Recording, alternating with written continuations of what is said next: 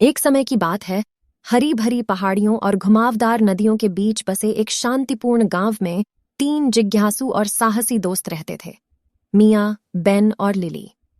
हर दिन वे एक साथ खेलते थे, अपने गांव के पास के जंगलों की खोज करते थे और जादुई प्राणियों के बारे में काल्पनिक कहानियों की कल्पना करते थे। एक धूप भरी सुबह जब वे जंगल में गहराई तक गए तो उनकी नजर पेड़ों के बीच छिपे एक रहस्यमयी द्वार पर पड़ी।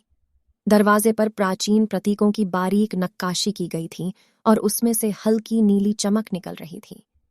मियाँ, तीनों में से सबसे बहादुर, करीब आने की इच्छा को रोक नहीं सकी। जिज्ञासा उन पर हावी हो गई और दोस्तों ने दरवाजे से अंदर जाने का फैसला किया। वे आश्चर्यचकित रह गए जब उन्होंने पाया कि वे अपने सपनों से भी परे एक लुभावनी दुनिया में पहुंच गए हैं। वे एक भविष्य के शहर के दृश्य में खड़े थे जहां ऊंची ऊंची गगनचुंबी इमारतें थीं और ऊपर से फर्राटा भरते उड़ते वाहन थे।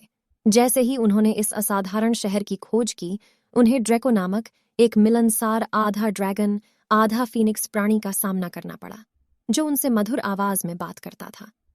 ड्रैको ने बताया कि वे वोंडारिया के दायरे में प्रवेश कर चुके हैं, एक ऐसी जगह जहां कल्पना और प्रौद्योगिकी का सहज विलय हो गया है।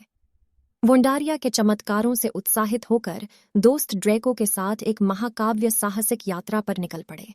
वे काल्पनिक मशीनरी द्वारा संचालित हवाई जहाजों पर आसमान में उड़ गए और मंत्रमुग्ध बगीचों के साथ तैरते द्वीपों का पता लगाया। तीनों ने जीवंत रंगों और लुभावने परिदृश्यों को देखकर आश्चर्यचकित होकर अपने नए दोस्त के साथ अविस्मरणीय यादें बनाईं। हालांकि उनकी खुशी जल्द ही चिंता में बदल गई, क्योंकि उन्हें पता चला कि वोंडारिया को एक अंधेरी ताकत से खतरा है जो उसका जादू चुराने की कोशिश कर रही है।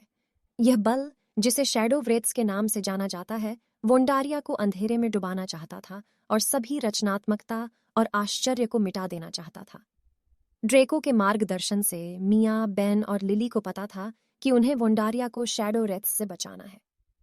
उन्होंने अपना साहस जुटाया और अंधेरे का मुकाबला करने के लिए अपनी रचनात्मकता और कल्पना का इस्तेमाल किया। पेंट ब्रश और संगीत वाद्य यंत्रों से लैस होकर उन्होंने सुंदर कला और उत्थानकारी धुनें बनाईं, जिन्होंने छाया को दूर कर दिया और क्षेत्र के जादू को बहाल कर दिया।